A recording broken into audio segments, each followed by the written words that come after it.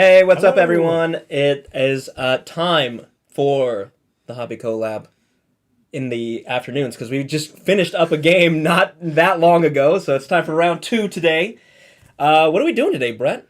We are painting. We're painting Old World. That's right. So Old World came out a few weeks ago, and so we are dusting off our 20-year-old metal, probably caused lead poisoning models. Oh, good. And I can't wait. and stripping them and not throwing them in the garbage. We're gonna repaint them, give them new life, and yeah. So today we've got some of my old wood elves. That's right. I was gonna say you said we're busting out our We old are. models. It's you, you bring out your old models because I don't have any that old. Yeah. And actually, they're not lead. We've got some plastic Glade Guard Yeah. that we're gonna paint today. So yeah, pretty rad. Hopefully, you guys in chat are know what Old World is, are excited for it. Let us know what you guys are working on, what you're painting, and yeah, we're gonna hang out, paint some old models, chat Old World. Yeah. If anyone's painting Old World, let us know. What are you painting? For sure. Yeah. Yeah. So actually, let's show what we're working on here. Yeah. So we're working on We've got this guy right here. Yeah, this is like a bit of a sample. Sorry, this way. So we've got this guy done up. He's got a, sort of a duck egg green, if you will, tunic, and then we're gonna give him this very sort of bright pink cloak cape. So these guys are going to be spring themed, is the idea. So, Yeah, that's right. So wood elves, a very common thing is to paint the models as a season. So the first time I did Old World, I painted my wood elves as fall. It's a common thing. So you get to do lots of reds and oranges and purples. But this time I'm stripping them and we're going back and painting them spring colors. So lots of pastels. And I've never done a pastel army before. Yeah, right. And so this is going to be a pretty big divergence for me. Flex those creative muscles a little bit. Get me outside of my comfort zone. So we've got two other models. So this guy is sort of a test model I did. We've got two other models that we've done the airbrushing on. So he's going to be working on the capes. I'm going to be working on the bodies and the tunics. And and we'll be taking you through our process for these guys today. Yeah, so you actually have a special job for me today, right? Yeah. I'm going to be painting some freehand on these capes here. Right. Yeah, we can talk about that a little bit. Yeah, let's talk about that. So this model here, why don't we go back to the... Yep. This model is a Glade Guard, a Wood Elf Archer, which is the new version of this model. So this old guy. This guy was the original, the OG Wood Elf Archer, before Glade Guard were a thing. One of the first plastic kits in the range. This was back when each army had like one plastic kit for their core troop, and everything else was pewter. This was the plastic kit for Wood Elves, and this is the first model I ever painted. I've got a unit of 8 of these here, and I you can see we've come a long way in the 25 years since this was Yeah. So your first model ever right for Brett. But one of the cool things about this, my cousin got me into Warhammer, and he grabbed these models after I'd painted them and just sort of idly, while I wasn't even like paying attention, he just sort of freehanded these. I don't know if you can sort of see it. Freehanded these runes on the back of their cloaks. And I always thought that was super cool. I, at the time, was nowhere near capable of freehanding something like that. But I thought it was really neat. It added a ton of character. And as an homage to this, this thing my cousin did for me, I want to put runes on these guys' back of their capes. And so Ray's going to take the first stab at this. That's right. We're going to do another sort of dark purple. We're going to do a version of that rune on the back of the capes. And while he's working on that, I'm going to just be color blocking on the bodies. Cool. Yeah. Using contrast. Give me the hard job. Okay. Paints. But yeah, it's going to be fun. Yeah. We're gonna do some pastels today. Yes. So I get to freehand something I don't do a ton of. Well, that's not true. free. This is very similar to your salamander. Yeah, it's exactly the same. Are you sure you right? don't want them in? You don't want to paint these yellow and Yellow and black. black and. All right. Can you actually hand me my brushes? Oh yeah. Speaking of which, I'm gonna. Sweet. You have to Thank you. paint. You have to paint with your fingers. You have yeah, to finger is that paint how you these. used to do it back in That's the day? right. Before they had invented paintbrushes. Warhammer predating brushes, actually. Okay, so maybe you can show off what you're going to do first. You're going to be doing some basic blocking, and then I can, I need you to vamp for me so I can figure out what I'm doing over here. Yeah, for sure. So the way the way I'm doing this, kind of my order of operations, I've got. Can you head back to close-up cam? So I've done the airbrushing on this model. It is basically just green. So this is three layers of green, and a couple different shades, mostly just to kind of give it some variation. I started out thinking I was going to try to do some kind of weird zenithal and some more saturated colors from underneath and sort of less saturated colors on top. And that was kind of my theory. In the end, I'm not sure it works. I mostly just ended up kind of with a little bit of visual interest due to the variation in tones, in hues. I mean, I think it works. And I like it. Yeah. So at this point, this is like the color that's going to end up on the tunic. And we've got to block in the skin, the leather, the boot, on the boots and the pants, the bow, things like that. So I'm going to start first with the skin, because the skin is sort of, I think about this like, the skin is like the lowest down part of the model. So this is, what are you looking for? I'm looking for my reference model. Oh, here. I think he got taken away from me. No. I need the yeah, you can have all of them. There's Okay, we got the whole squad. You maybe show them. We got the whole gang is here. The whole gang on their little square base. The whole everyone is here. All the Look at that squares are movement out. tray. Oh yeah.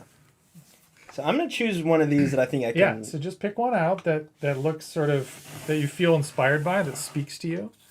And so I'm going to start with the skin color.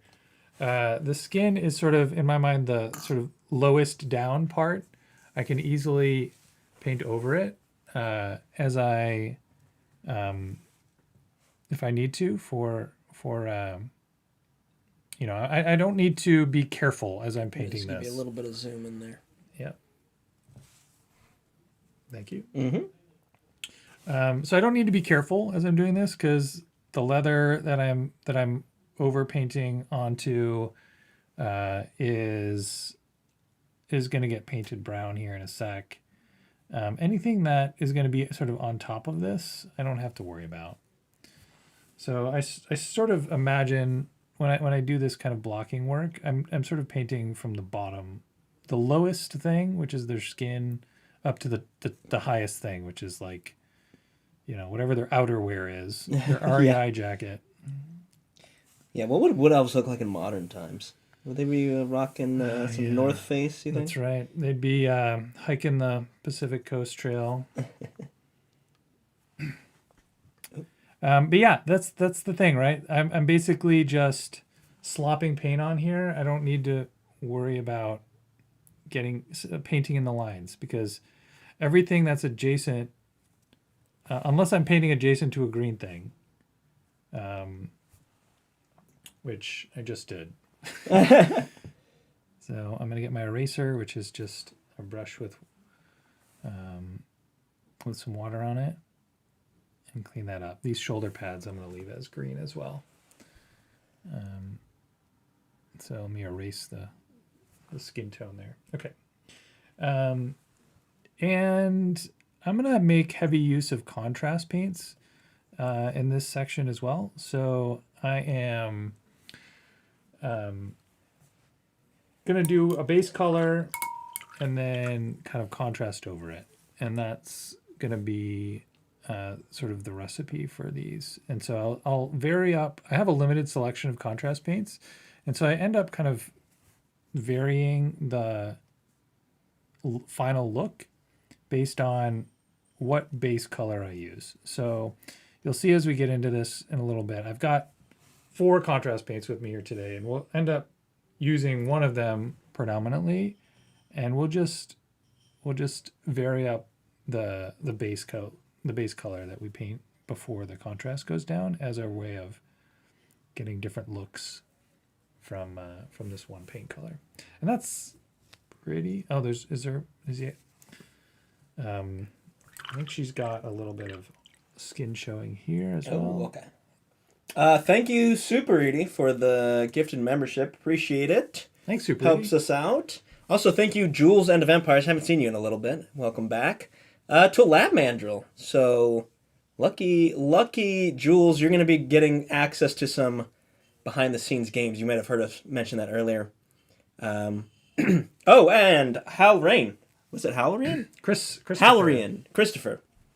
Halrain, how do you say your name? Chris, how do you say your name? Welcome to... thank you for the hobby. Collab membership. Gifted membership, yeah. Appreciate it. Oh, you got him. Nice. He's a sniper over here. Yeah. Sean Williams, welcome. For those of you who don't know, if you get a gifted a membership or you purchase a membership for yourself, we do have behind-the-scenes stuff go up occasionally.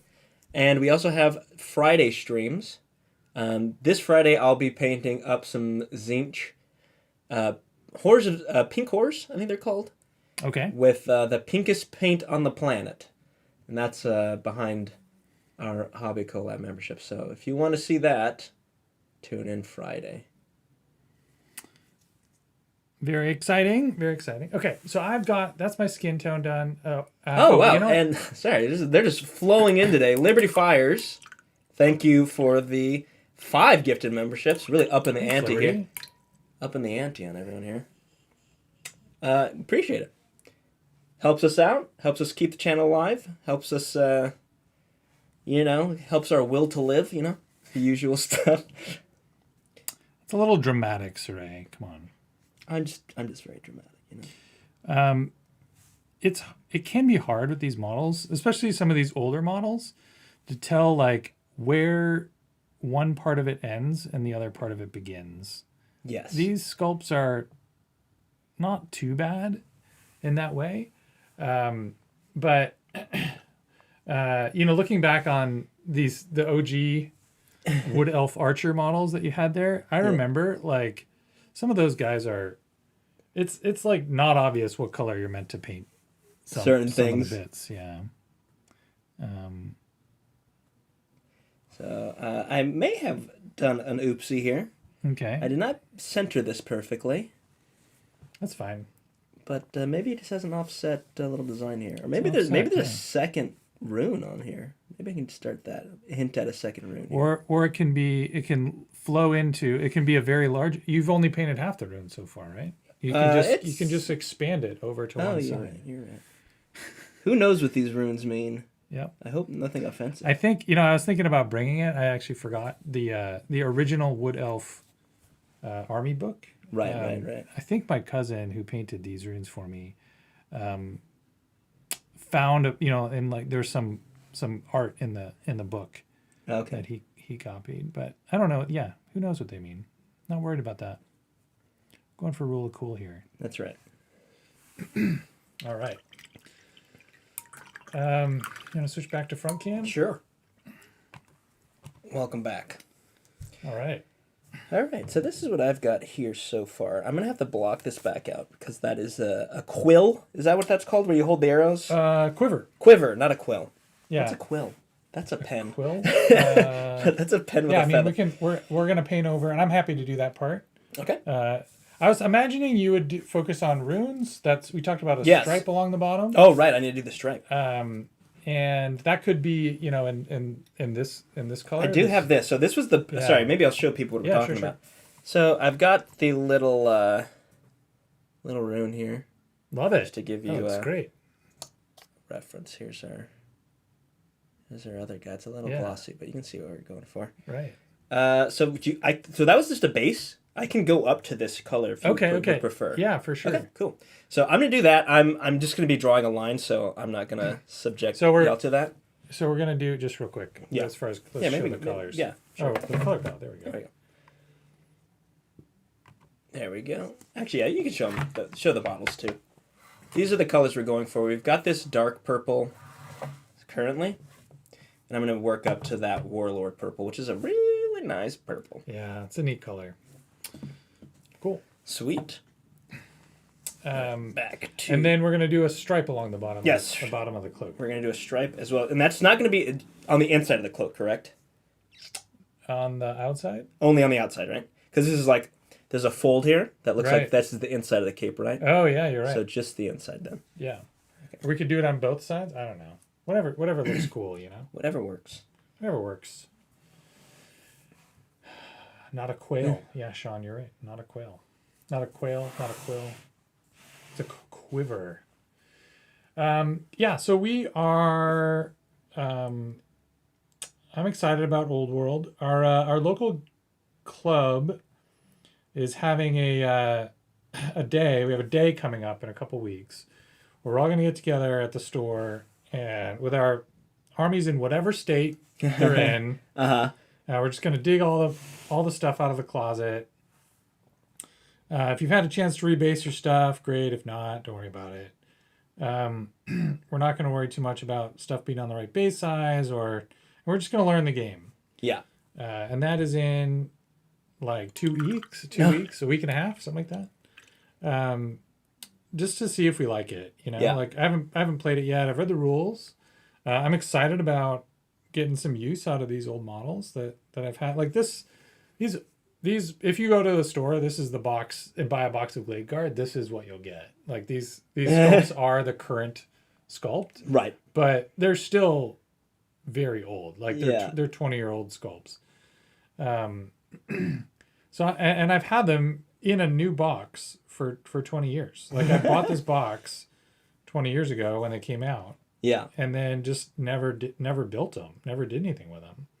So and I've got a box of Eternal Guard, which are the like spearmen, and they're all metal. Also new in box. I've got sitting on a treasure trove. Yeah, and then recently a friend was like, "Hey, I'm gonna do Beastmen for Old World.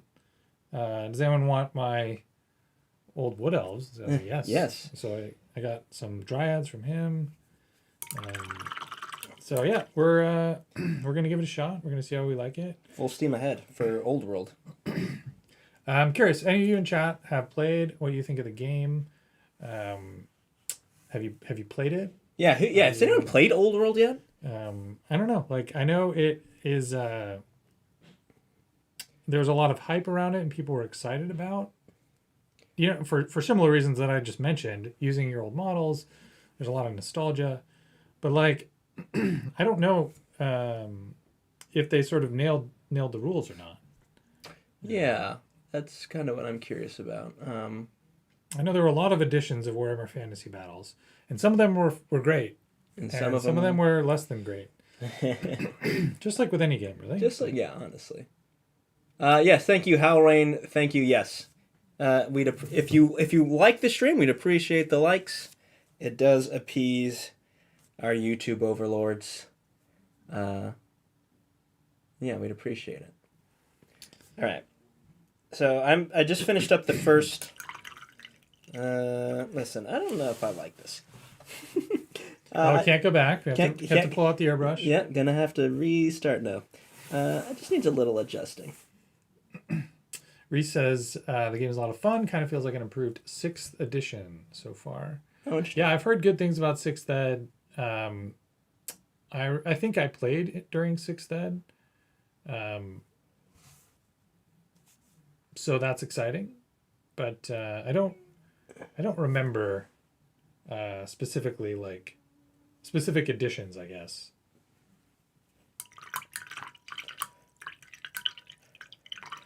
You know, now I'm staring at this and I'm like, is that a shirt or is that his skin? Yeah, this is the kind of detail blending into each other, right? Yeah, I can't tell. I think that's a shirt. I'm gonna paint it as What a shirt. are people talking about blueberries? I don't know what the this is what happens because I haven't been in a hobby chat in a Hobby while. hangout. Yeah. All right, I'll bring you up to speed. Okay. Is it Liberty Fires? No, it was Broken Chef, Oh, but okay. They are thick as thieves, the two of them. yeah. Liberty Fires believes is trying to start a thing. Start a thing. Start a thing. And as near as I can tell, he's succeeding. But the thing that he's trying to start is the term blueberry boy as a sort of a term for somebody who is overly competitive. Oh, blueberry. Okay. What is the what is the origin story? What's the origin story? Is that like Willy Wonka because of that one blueberry girl? I'm not sure. Sort of what it's a reference to. That Willy Wonka has been mentioned. Okay. But yeah, I think it is more about a comment somebody made to him during a game. Okay. At his local game shop. Uh-huh. But the term kind of stuck in his mind, and now he's trying to perpetuate it to the rest of the world. Blueberry boy. Which I appreciate. Thank you for sharing your culture Yeah. with us. All right, I gotta try and figure out what shape this is. It looks like a F, and a little bit of extra going on. It's like an F with a little swish behind it, which is gonna be hard on this. Can you show us? Yeah, I don't think it's actually gonna be Put this over there possible. for Yeah, you. yeah. So I was gonna try this one, but I don't think it's gonna be possible because of the shape of the cloak. Right, so he has a nice open. I say open cloak, right? Right. It's not. There's no folds over like this, right? So this part, this like hood part, would be covering the majority of it. So I don't think this one's gonna work. Yeah. You know, there are a lot of these cloaks that were just completely had no chance of working for this style. Yeah. And I specifically selected the cloaks that I have here today for us to paint. I think we're gonna try this. Based on that. So I'm gonna try this guy. Oop. I guess what I'm trying to say is it could have been worse, right? We're gonna try for something like that. All right. Should I even attempt trying to do this on camera? Sure. I think. Yeah, go for it. Okay. You want to scooch over? Yeah, I'm gonna scooch over. Here's my reference. Here's my palette. All right, so it looks like a big eye. Oops, that I'm not on camera at all. This is gonna be okay. We're gonna paint it upside down as well. We're going hard mode today. Okay, where is it in A focus? little farther back, I think. Yeah, there you go. Okay. Yeah. Cool. Okay. Yeah, Migs, I think that's the idea, is that you need to sort of have in your head how the rune is meant to look, and then in your brain figure out like which parts are under the folds, out of line of sight. I can, and that I'm actually going to do it here. That one was just very complicated. So much of it would have been hidden. Okay, it probably would not have been worth it. All right, so we've got a painting upside down again here. So this is going to be the bottom of the eye. Oh, geez. So I'm painting based on what I'm seeing in the camera on the screen, not what I'm actually looking at. I'm trying not to shake the table. Appreciate it. This is my contribution to our paint session today, Saray. I brought models, brought models and not going to shake and the then table. I'm just gonna not shake the table. Yeah.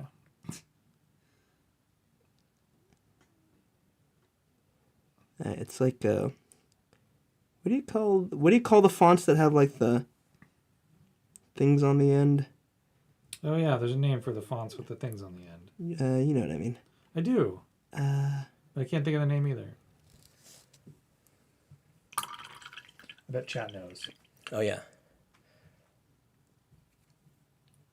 All right, that was difficult. That was unduly difficult. So okay, you get the idea. I'm gonna do this off camera because it's not worth it. It's not worth the extra effort. Oh wow, that's completely crooked too. I was like, I don't want to deal with this, so I'm just gonna bring it. And let me do I'm gonna it. suggest an idea for a hobby stream, And then when everyone's like, yeah, that sounds good, cool, and I'll volunteer to bring models. It'll be no big deal. And then the day of, I'm just gonna spring it on Saray. You have to freehand a bunch of elven runes. Elfin runes? Elfin?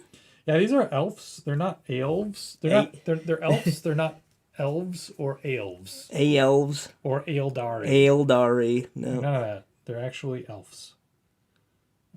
Actually, maybe they are elves. I know dwarfs were definitely like FS plural. Yes. They were not VES plural. Yes. But I don't know. Maybe I'm. For some reason, I want to say elves are the same way, but maybe not.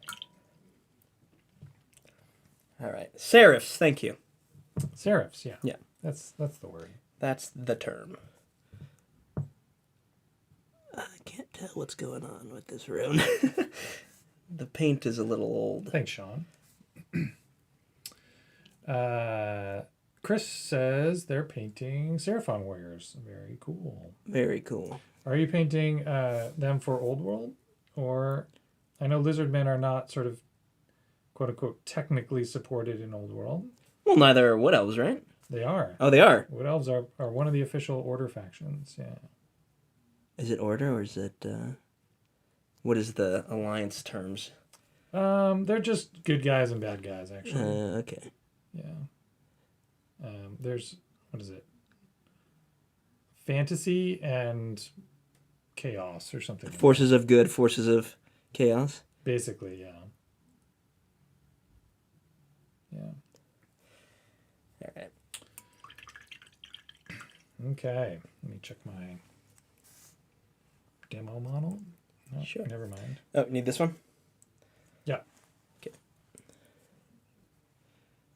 So this would be... So just to rough it out here. Yeah, I think some of these guys are wearing short sleeves and others long sleeves. That's my take. That is not easy to keep track of. Okay, so... This one definitely looks like he's wearing long sleeves. What shape is this? Sorry, it's like some of the paint has come off, so I don't know if this is like... It's mostly rule of cool, Saray. Okay. Like, make it look good. Don't worry too much about... Can I draw a cool S? Yeah. Draw cool shapes. That's what we're doing today. Drawing cool shapes. Cool S. Income. Forces of fantasy versus ravening hordes. Oh, right, okay. Exactly. Yeah. Makes sense, right? Good versus evil. Pretty much. All right. Yeah, this is gonna get covered by the quiver here. Yeah. So I'm not too concerned about that. I'm gonna say that's a separate thing. It looks like a little separate triangle over here.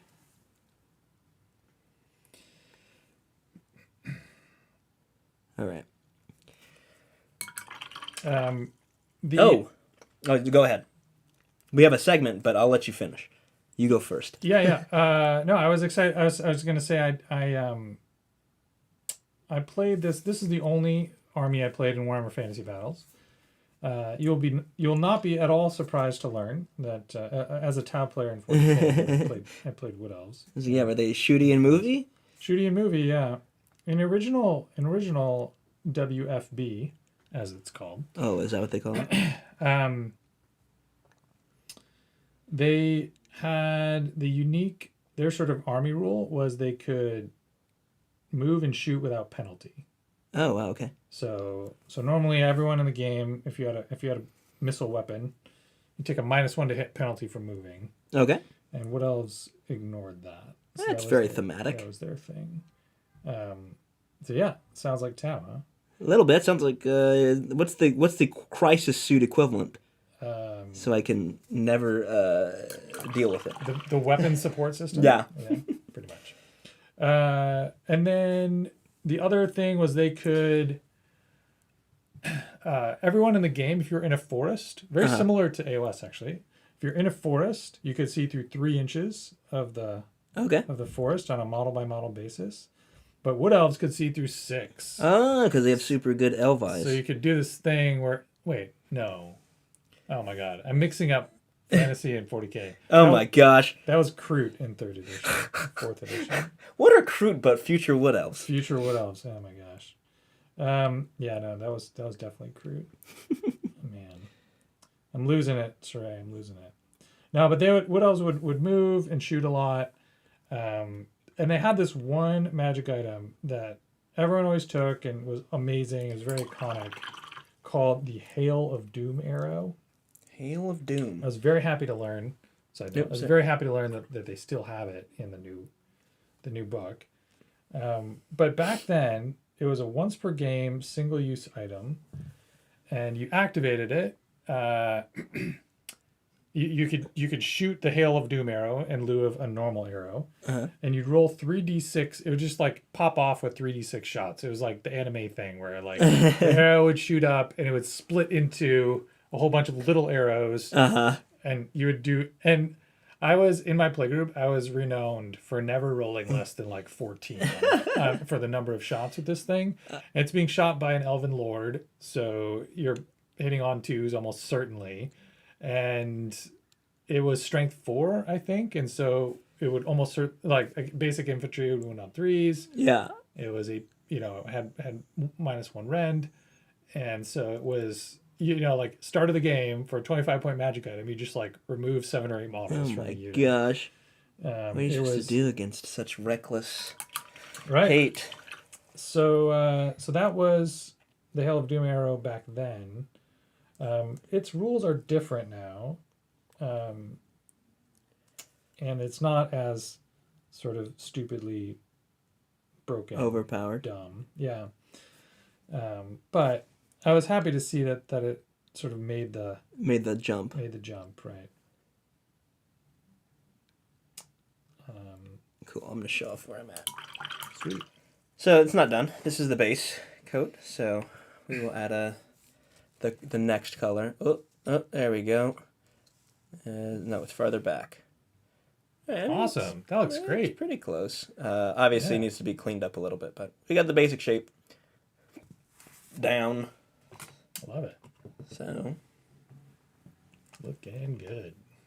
All right, so we do have a segment. Oh, yeah. And I need to hit the segment button. We've been talking a lot about your first models. That's right. And, well... You have some first models, That's the wrong one. That is wow, statues. There we go. Our first models. Yeah, so this is... Brett came over and had, we were talking about what we were going to paint for the show, and he'd mentioned that these are the first models he's ever painted.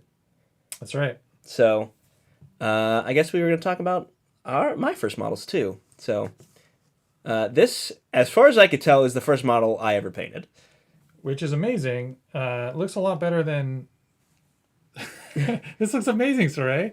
It wasn't that long ago, okay. So you were an adult. You were not a... Yes, I was not a child. You're not a 14-year-old. No. I started painting at the end of 2019. Okay. So, yeah. And you started with salamanders, it looks like, huh? So this was I don't think I was... It was nothing. It was just kind of I was playing around. You liked the color yellow. Yep, I liked the color yellow, clearly. Bought a Space Marine. Yeah. It was Death Watch, is what it was. And a Reaver helmet. I don't know where I got the Reaver helmet from. Okay. Yeah, this is not a real chapter. I think it looks like a Minotaur's shoulder pad over there. Interesting. Okay. Yeah, but you're seeing my paint setup. I would paint on like a 1 foot by 1 foot part of my desk with the light from outside as my light. So not a lamp. No painting lamp. No painting lamp. So I'd had to paint. Also, the window that I used for light had a tree in front of it. A tree? Yes, a tree. So painting time was limited. Yeah. I guess we're also going to kind of talk about like how we got into Warhammer. I don't know. I may have told this story before. Yeah. How did you come to own this model? Yes. Tell us the story. It was. So the first time I ever seen Warhammer, I was living in Virginia. Imagine, if you will. If you will. The year is. Probably 2017. The year is 2017. 2017. A young Saray Esco. Just a little wee lad. Right. Yeah, so it's 2017 probably. I was in Virginia, and I went to a game store, um, and I was there to buy like a gift or something, like some keychains or something, and To buy keychains. yeah, like there was like I knew they had like keychains and like game stuff, so I was buying someone a gift, Okay. and I went in there and I seen this big, space marine, Right. Okay. big huge space marine. As you do. Yeah, as you do, and I remember seeing and thinking that is the dumbest thing I've ever seen. That's the stupidest And thing. you walked out with a smaller version Yeah, of it. no. I walked in, I seen it, I was like, wow, that's really dumb. Wow, that's not for me. Um, but I, I remember it kind of stuck in my head. I was like, wow, that's really dumb. Um, then a couple years later, I'd moved back. So how old were you? 2019? Okay. No, so 2019. I don't know. Someone do the math. I'm 31 now, so not like that long ago. Right. Not that old. Mid-20s. Not that young. Yeah, mid-20s. Anyway, I thought Space Marines were real dumb, and then I started playing. I'd been playing Total War, Oh, but yeah. this was before Total War Warhammer. Right. So I'd been playing like the Romans and... yeah, Romans and Samurai and stuff like that. I was super into it. And then they announced that they were going to do this thing called Total War Warhammer. Still, I didn't associate the two. I was like, Warhammer, oh, that's like a game. That's like a tabletop game. So, I start getting into that. I'm like, oh, this is kind of interesting. It's kind of wacky fantasy, which is fun. Yeah. And so I started watching like lore videos on it, and then that kind of crossed into 40K, right? Mm. And I remember I was like, oh yeah, 40K. That's a dumb thing I didn't like. That's a big, stupid space Yeah, marine. big dumb. Like their armor doesn't make any sense. Their guns don't make any sense. This is dumb.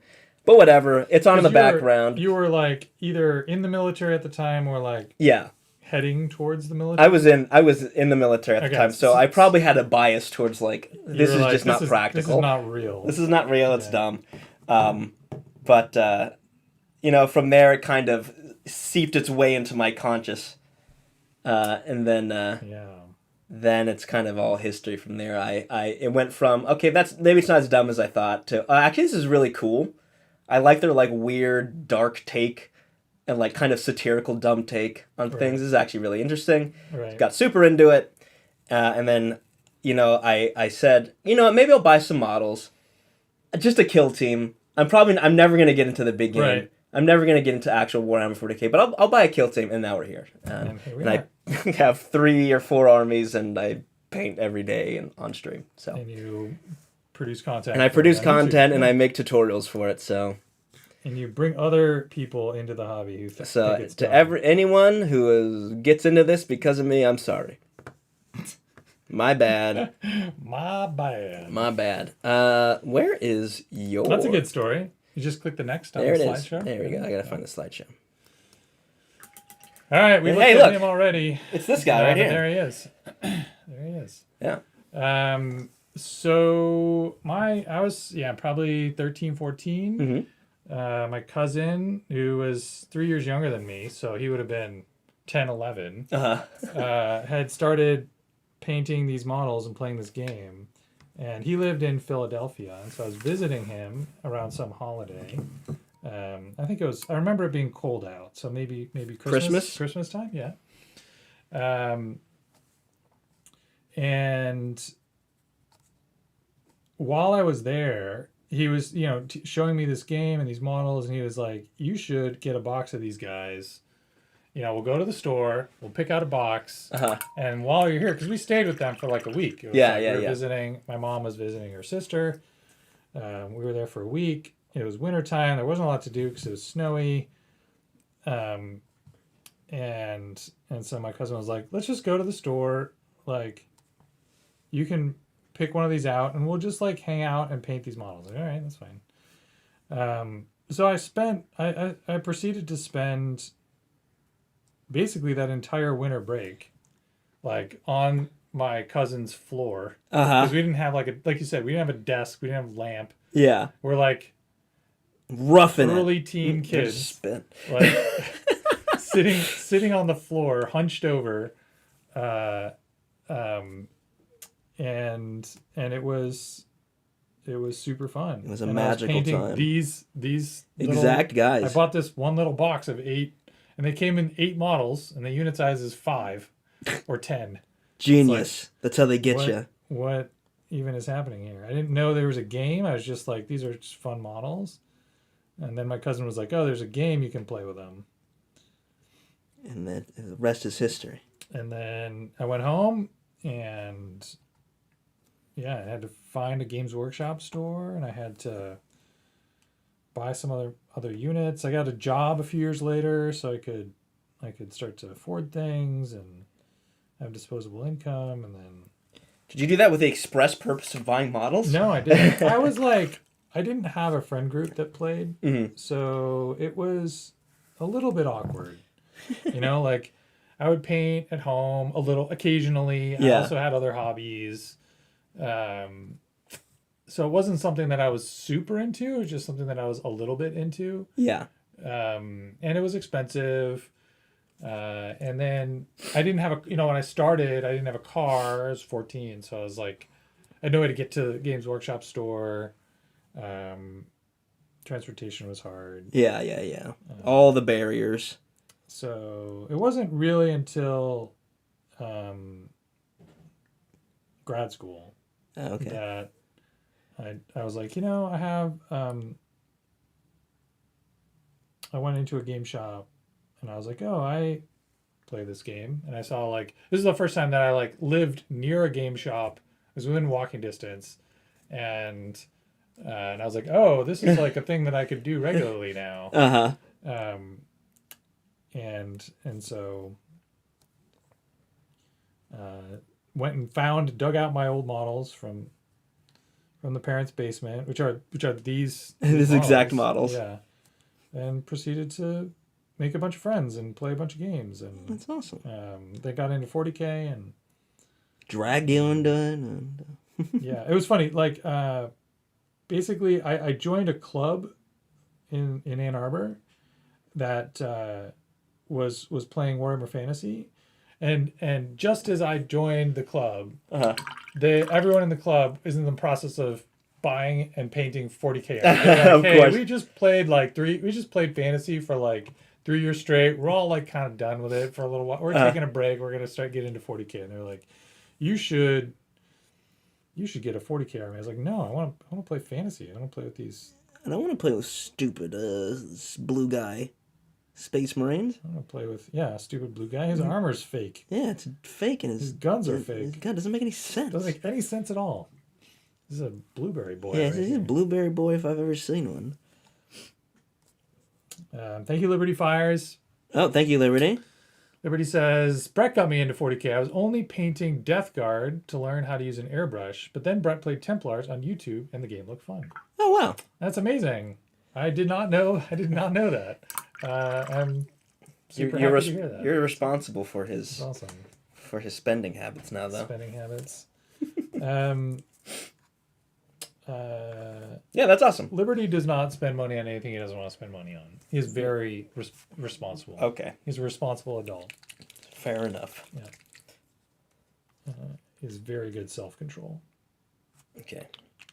What am I gonna do? I'm just gonna do my own little.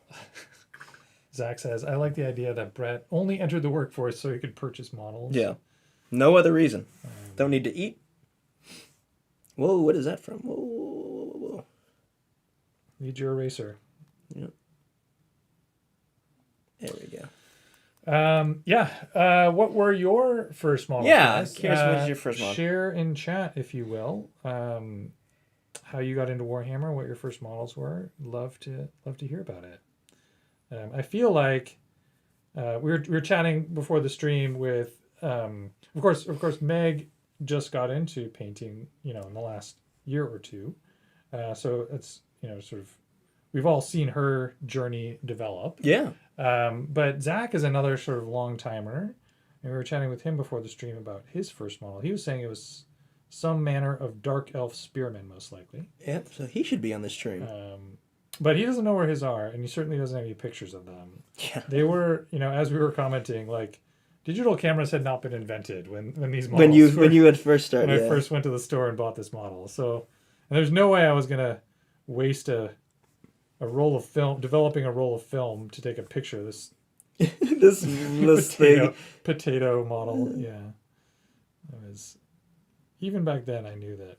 I was very proud of the work, but I knew it was not good. Yeah. I mean, I think these are actually really good for first models, though. You think so? Yeah, I mean, absolutely. I mean, you're like staying within the lines. I did. Everything's painted. All the black lining. Yeah, it was crazy. You didn't have all the technology we have today with contrast paints and... Right. That's true. You know? There's no YouTube videos at the time. Yeah, man, isn't that crazy how, like, there's so many different ways to learn and sort of disseminate knowledge now that just didn't exist. You had to, I guess White Dwarf was like a common way people learned how to paint, like reading tutorials in a magazine. Yeah. But I don't know. But if you didn't have that, right? It's like I guess maybe if you were older and had a car, you would go to the game shop, and would people just like I guess people would just like paint around a table together and sort of share techniques and observe each other painting. That was probably in person. They probably had they had to have forums then, but not like. I mean, in 1994, the internet existed, but like. Oh yeah. only. We're gonna hop in IRC chat and. You'd like dial up your modem and type over and you're like, Mom, get off the phone! I'm trying to learn how to paint this wood elf. That's right. Oh my gosh, I remember at the time thinking this modem is the dumbest thing. Like if I want to talk to somebody, I'll just call them, not like occupy the phone line so that I can type to them. This internet thing will never take off. What even is this for? This whole internet thing? Nah, we'll never. All right, so we have some first models here. Reese says High Elf Spearman. Oh, all right. Reese, are you going to get into old? I know you said that people play Old World. Are you getting into Old World? I don't know. D Whisper, a metal set of Van Cire gangers from the '96 Necromunda set. I'm tempted to look these up. Yeah, Van Cire. I'm just all of these. All of these things. Oh yeah. Thank you, Soups. Yeah, thank you, Soups. We'll get back to this thought. My parents bought the second edition 40K box for my brothers and I. Explains how I became such a Blood Angels fan. One brother went on to play Nids before dropping, while the other has just picked Orcs back up. That's awesome. That's great. I'm curious, Soups, do you still have your brother's old Tyranids? Like, what did your brother do with them when he didn't want to play anymore? Did he give them to you, or did he sell them, or did they end up in the trash? Because I think that's super cool if like you have sort of some models of sentimental value that somehow like stay in the family, or they get sort of passed down or whatever. Okay, Reese says he's gonna go play a game, or Reese says they're gonna go play a game on the 17th. Let us know how it goes. Post some pictures on the Discord. That's our day. That's our club day. No, nice. 17th. Yeah, Reese, are you in this club? Are you in the Bay Area? Are you in the Fault Line Gaming Club secretly? I don't know who you are. Yeah, let us know how it goes. We want to see some pictures on the Discord. Try to melt high elves out of storage. I had to start collecting boxes, and I didn't want to mess up the warriors or suits. Wait, for which army? What's that? Oh, okay. He had more. Oh, the Van Cire Gangers. Van Cire Gangers, yeah. Picked the road to visit a friend while driving through Oklahoma. We grabbed the game on a whim, long since lost. Oh, that's too bad. Reason to pick up a replacement box of the same models. Shortly after that, started collecting Chaos Dwarves for fantasy. Ooh. Wish I still had them too. D Whisperer, do you play AOS? Yeah, isn't there? There's a rumor that Chaos Dwarves are coming back for AOS. Now, to AOS, yeah. what is that? Obviously the stuff in AOS is different than fantasy. There's evolutions. Right. Yeah, but I have heard of Chaos Dwarves. All of those models would have been old and metal. And yeah. Probably not relevant in an AOS world if they do end up, if that rumor turns out to be true. But if you like the aesthetic of Chaos Dwarves, you might be in luck. Yeah. I mean, the Lamasu, that's like right up my alley. I don't know anything about Chaos Dwarves. Well, a Lamasu is a real mythological creature. It's a real thing. It's a real mythological creature. It's the one that it's like a line with a human face and a beard. you ever seen these things? They're like middle. I think they're usually associated with like, not Persia, but Okay. Oh my gosh, I'm forgetting the civilization. That general area of the world. Let me see if I can find a picture. Some Middle Eastern civilization? Like Sumerian? Oh, okay. No, I'm saying I'm not a drawing North blank. American. I'm drawing a blank. Lamasu. If only we had the sum total of human knowledge at our fingertips. I basically do. It's good. All right, this guy. Oh, okay. Yeah, actually, Wow. I guess I should show chat. Let me see. Well, you can Google it, chat. Chat. Google Lamasu. Lamassu. It's a lion with a beard And wings. and wings. Wow. And hoofs. You're right. You know they like doing this in old timey. And bullhorns. You know what it looks like? It looks like a chaos dwarf. It looks like a dinosaur. Old timey people just like mashing up. Thank you. Babylon or Assyria. That's it. Assyria. I'm gonna Lamasu. That's how you spell it. Yeah, all these old timey civilizations liked just smooshing together different animals. They're like, oh, this animal's cool. We want the heart of a lion. We want the eyeballs of an eagle. We want the ability to fly. So we'll stick some wings on it. We want I'm trying to think. Okay, horses run fast. We'll give them horse feet. Yeah, you know what? I was thinking, what animals would you do nowadays? Yeah. Now that more of the world has been discovered, honestly, I think they kind of nailed it with the Lamasu. I think they kind of nailed it. They got bull horns, human face, lion body. Like people are intelligent, so we'll give them human head. Also, beards are epic. Yeah, so beards are dope. So, and you can't wear hats unless you have a human head. So, yeah, they kind of nailed it. I can't think of maybe you could add a bear body, right? Instead of yeah, maybe an eagle head. No, I can't wear hats. Maybe eagle eyes. Eagle eyes, but on a human head. Human head, eagle eyes. Yeah. Yeah. Okay. Yeah, I'm into it. Yeah, but I think that was it. They were like, this mythological creature. I'm going to layer up to this pinkish purple.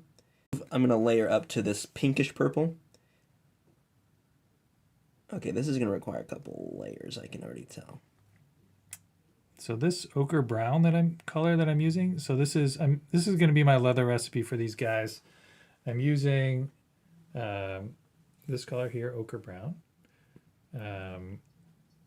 And I'm going to go over this with sort of a bone-colored or leather-colored contrast paint when I'm done. So it'll get darker. Unfortunately, though, this color doesn't cover very well. So I'll have to end up doing 2 coats with it. Super 80 just, you know what? Maybe Super 80 just kind of one-upped us. Oh, yeah? Yeah, he says he would have a Tyrannosaurus with a giraffe neck and gorilla arms plus armadillo-style body armor. Oh, wow. That's pretty good. That is really good, yeah. I love it. Soups with the overactive 12-year-old imagination right there. That's great. Yeah, see, that's one that, the T-Rex is the key there because right. They didn't know about dinosaurs. They didn't know about dinosaurs, so they're lost. Yeah. All right. Going up to this pinky purple. What is it? Warlord purple? Is that like a reference to something? Are warlords famously purple? Is this like an Emperor's Children like reference that I don't get? Because it looks like a very Emperor's Children color. Purple is a here. Get these. Oh, is that in the way? The other side of you. Yeah, sorry. Yeah. Ooh. All right. Purple is a color commonly associated with royalty. Yeah. Right? Not so much warlords, I guess, is your point, right? Mm-hmm. This famous pink warlords. All right, here's another question. I know that I don't know if this is actually true, but the color pink used to be like heavily associated with like manliness, like machismo. Oh, really? Pink, yeah. Now, I don't know if that's actually true. So I know it supposedly comes from like that's what red. It's more of a red color, which is like blood. I don't know if that's true. Don't quote me on it. Maybe someone can Google it and let me know though. Yeah, it's funny. It's definitely not now, right? Yeah, not nowadays. Although it had a resurgence for a while, right? There's like, I mean, I would wear this pink. Not that I'm particularly macho or anything, you have to be but very macho in order to have the confidence to wear a pink polo shirt with popped collar. oh yeah. Listen, I would totally wear this pink. No, I mean I would wear any color. I guess it doesn't actually matter. I guess it's not saying much if I would wear any color. So what I'm saying is I want this. I want a shirt in this color. Purple was very much considered a color of royalty because the dye was usually so expensive to produce. Yeah. Right. Is that like indigo? Yeah, there's some very expensive component in the dye. Yeah, so I've got like 2 coats on the boots here. This is not a history channel. I like know, I kind of know someone said factory, like history, but like not really. But not really. But like someone was talking about it from like 2 rows down in the library, and I'm like, yeah, let's commit that to memory. That's kind of where my style of history knowledge. So if anyone can confirm about the... But if that person at the library didn't know what they're talking about, then you just committed false... I'm spreading... Fake news. Fake, yeah. Man, these new Vallejo game colors are great, though. I have a... You liking it? Yeah. I have a different new Vallejo game color that's also a purple. Yeah. And it's fantastic. Okay. Yeah, I like I said, I've not done any of these kinds of colors before in armies. Yeah, pastels, right? Pastels. And so all of these are new for me. I didn't... For this project, for this stream, I was like, I need to get paints, and I just ordered because none of our local game shops have Vallejo. Which is very weird. I'm a Vallejo loyalist. I ordered like 10 colors of paint because I didn't know which ones I was gonna like because the pictures on the internet are not always what you get. No. Right. Which I guess is one of the downsides of ordering paint online.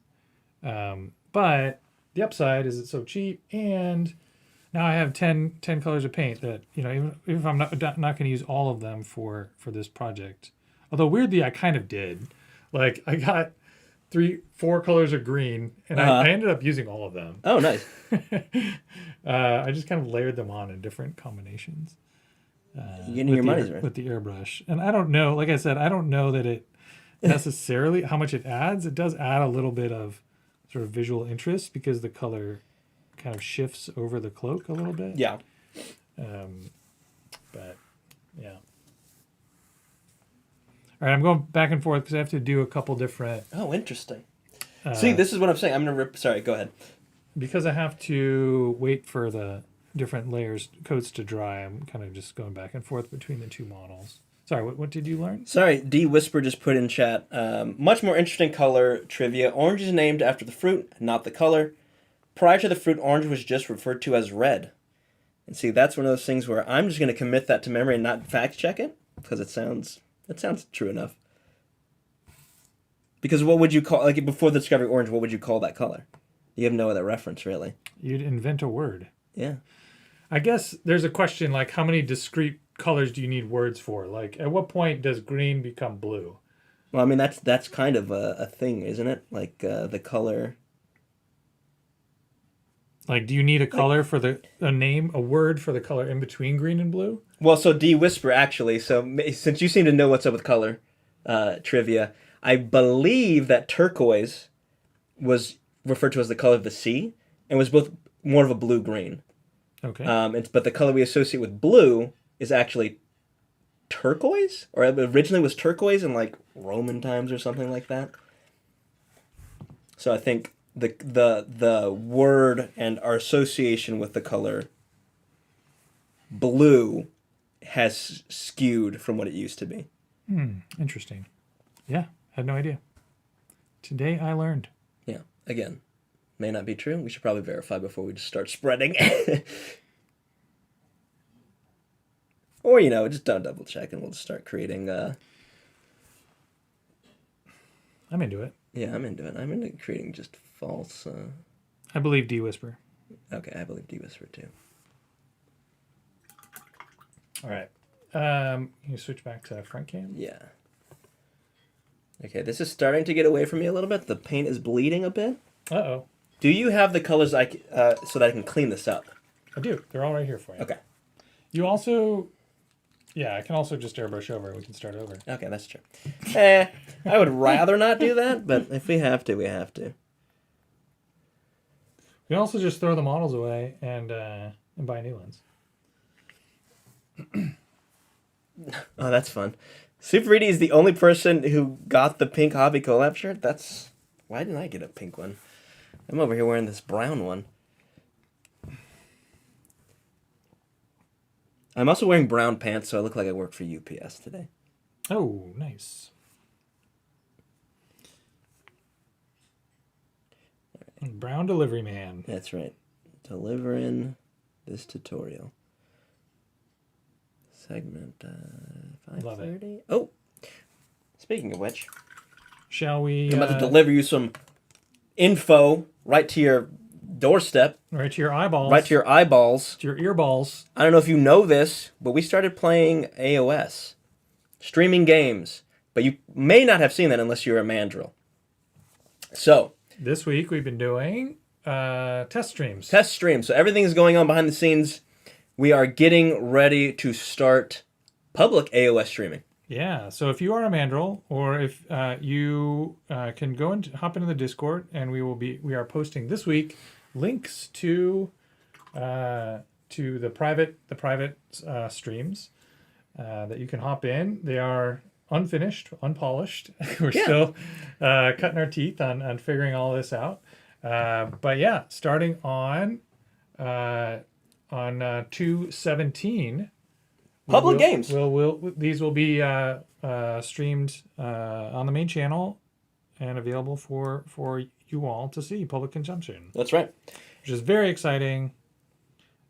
We all love AOS. Yes. However, if you want to get in early, starting on the 12th, we will start having members games only. Yeah. If you want to get in and see the early games, see what it looks like, how it's going, and give us some feedback. Honestly, part of this is we're figuring it out, and so if you have thoughts on, we want to hear your feedback. We want to hear things that you really like, what you think we could do better. Especially if you've sort of seen some other YouTube channels that stream AOS or tabletop games, and like what they do or wish they did something different. Give us your thoughts.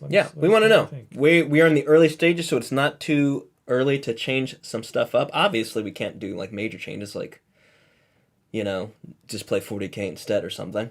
But we will be playing AOS soon, so please let your friends know. Tune in. It'll be fun for sure. Yeah, it's been a cool ride. D-Whisper, again, dropping knowledge on us. Not sure about the turquoise thing, so I may have made that up. But blue deeply associated with royalty for Egypt. Yeah, interesting. Like purple. Oh, wait. Yeah, he beat me to it. Like purple. Yeah. Bryce asks about T-shirts. So Bryce, we did the T-shirts as a limited run order. So rather than have them sort of continuously available through like a website like Teespring or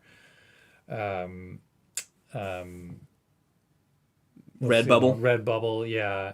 We don't love the quality. The quality of those sites is somewhat lacking. So instead, we sort of opened up pre-orders, took orders for 2 weeks, saved all those up, and then did a batch with like a local screen printing company on some high quality cotton shirts, and then shipped them out.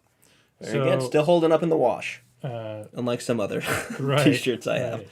So the plan is to do this semi-regularly. We'll kind of at every few months, maybe quarterly. I don't know how often we're planning on doing it, but periodically we will make an announcement. Hey, we're going to sell some item of swag. Get your order in. The website will open up. You can place orders, and then the window will close. We will let you know. And then we'll order all of them and ship them out. So you have to stay tuned. Stay tuned, yeah. All right. I'm going to have to do some cleanup. Is this the primary color for the cape, it looks like? The primary color is kind of the salmon. Ooh. Yeah. I have some knowledge here. We got color knowledge. Desert pink. UK Desert Pink. I know this history. Do you know the history I of? don't. Okay, so have you ever heard the term Pink Panther? Yeah. The cartoon, probably. So the Pink Panther was originally British Special Air Service, so the British Special Forces in World War II would paint their Jeeps pink. Okay. UK Desert Pink, because pink works really well in the desert as a camouflage. Wow. Makes sense. Knowledge. I do know that one for sure. I guess, yeah, I would not have thought that, but Yep. so this was a name for some military unit.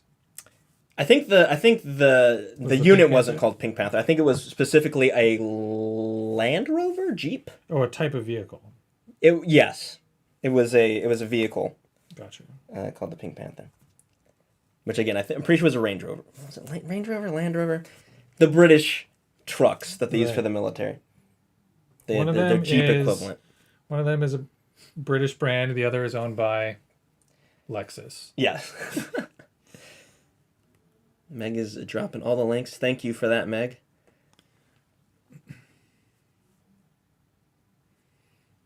All right, I'm going to attempt to clean up this bit of cloak that I butchered. Oh boy. Oh boy. Oh boy. Oh boy. All right. So I think I'm pretty good on the base color for this leather. I'm going over the skin. I realized that the skin color also did not cover very well. Okay. So I'm putting a second coat onto that.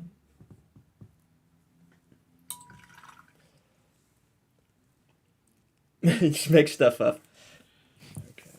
Pretend the bot's broken. Okay. Alright, so I'm going to do another coat of this pink purple before I do final cleanup. I wanted to check the cleanup. Sorry, what's that? Go ahead. I wanted to check that this salmony pink color was actually the correct color, because I know these are airbrushed. Yeah.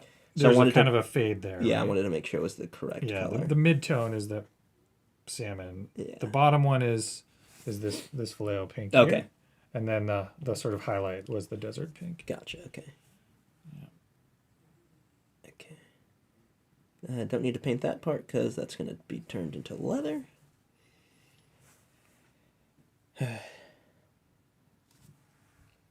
Yeah, I was like, Cire will be perfect at this. He's done all this freehand. Command and liaison vehicle. Lines. Yes, command and liaison vehicle. Which it was a Range Rover or whatever, Land Rover, right? I think Land Rover is the British one, yeah. I wonder if they did that on purpose. Do you think they did that on purpose to kind of confuse people? Who knows? I mean, if you want to name your automobile brand something to sort of inspire the idea of Rovering, like being outdoors and free-spirited adventure. Land Rovers, thank you. Like, there's only so many words you can choose from, right? Didn't Meg design those stickers? What? What's the question? Christopher's asking who designed the rat sticker. I'm pretty sure Meg designed them herself. Yeah, Meg did, yeah. Yeah. Yeah, sorry, they were Land Raiders, sorry. Those World War II Land Raiders. Those don't come along for quite a while. A little bit? At least a little bit.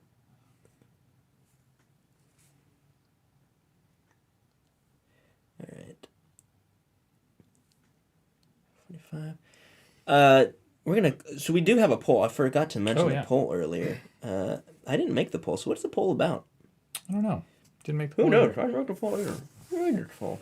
Let's figure it out. Cliff Wanderer. Yeah, that's Sean. How are you sliding into old world? Forcing AOS army on square bases. Man, rebasing models is turning into a bit of a chore.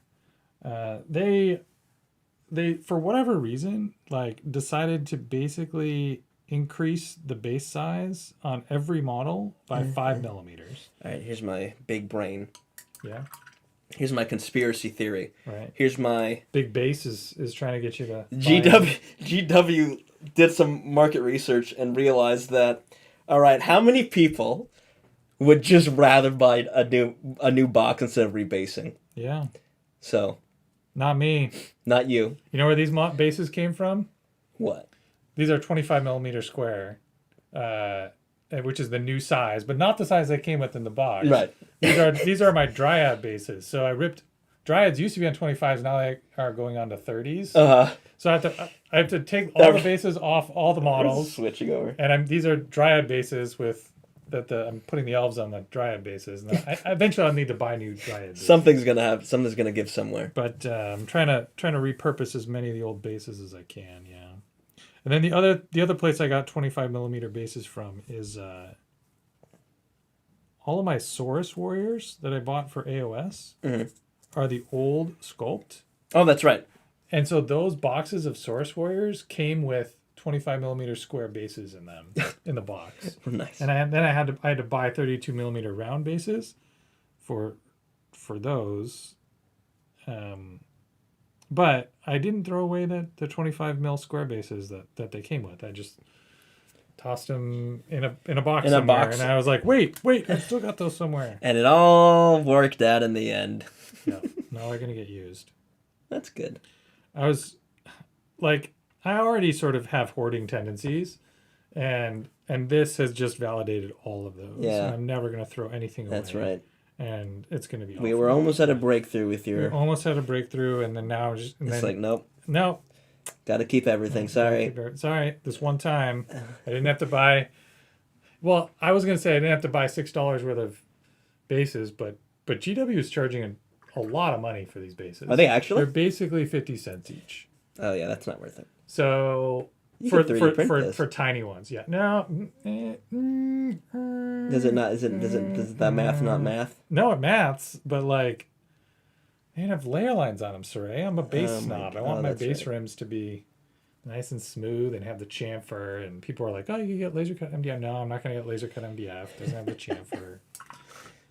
I'm a base snob. I want them to look good. AOS models can't be used in the old simply by using. Yeah, exactly. Just use a movement tray. It's it, right? You don't even need a model. Do you need a model at all? Yeah, just an empty model. Just put it. Yeah, just put a base on the table or a movement tray on the table, and. Sorry, what was this color? And a dice to denote how many wounds that movement tray has left. This paint has dried. Has dried. The one downside of dropper bottles is when the paint dries on the tip. Never mind. The paint's not dry in the Never mind. in the base of the model of the pot. It's only dried in the tip. Yeah. Nowhere else. That's right. Okay. That's funny. Shall we close the poll? Oh, yes. Sorry. We're going to close the poll once I've finished cleaning up this line. How is that? If it's not working out, we can... I think it's working out okay. Just throw them all away. It's working okay. Yeah. I'm going to start doing bows. Throw them bows. Past the halfway points. I need to pick up the pace a little bit. Okay. You know what's kind of nice about having this, we're painting this little line? Yeah. Is if the color on the other side of the line isn't too different, you don't need to, maintain the fade. Sure, yeah. So you can kind of cheat a little bit. Oh, I see. This one, it's not the rune that... No. That you mucked up on. It's the line. The line, yeah. All right. Yeah, the fade doesn't really need to be maintained around that line. Oh, thank you, Liberty Fires, for the $10. Thank you. Thanks, Appreciate Liberty. Brett, I'm worried that if I go to my old world game with laser cut MGF bases, my opponent will call me a blueberry boy modeling for advantage, but the bases are 50 cents? Yeah. Yeah, for serious. 50 cents. That's kind of ridiculous. Well, maybe actually I don't know what their price is in US dollars, but yeah, actually I think I looked it up. I think a pack of 100 bases was like 60 euros or something. What? Yeah. What? I don't remember. You can go on GW's website. That's insane. I know. And I actually had a minute because I saw a Reddit post recently. I don't know if I'm allowed to say this or not. Probably it's fine. I saw a Reddit post recently talking about GW, a hack for getting stuff cheaper from GW. And it was basically find a friend in the UK, have them go to a Games Workshop store, tell them you want to order something and have it delivered to you, but then specify that your delivery address is in the US. And you can get UK pricing, but it will ship from the Memphis warehouse to a US address. And so then you just have to Venmo your friend in the UK. We gotta start. Hey, Soups, you Yeah. Hey, Soups, right. I need to give you a phone call. So I was like, well, yeah, there's a guy in the club who's British and he's Yeah. going back to visit family, and I was like, maybe I can have him get me some old stupid square old world Bases. And I looked it up and I was like, even like paying UK prices, I'm gonna still spend $100 on little Bases. square pieces of plastic to rebase an army of models that I in theory already own. Like, this is so dumb. What am I even doing here? What is happening? What is happening? Exactly. So I don't know. I haven't figured out. I think I'm going to get third party, but I really want injection molded bases. I don't want 3D printed bases. I don't want laser cut MDF bases. Whoa! Well, that Nightbot is getting. How did he figure that out? Who told Nightbot about that? Nightbot is getting spicy. What? Surrey fact?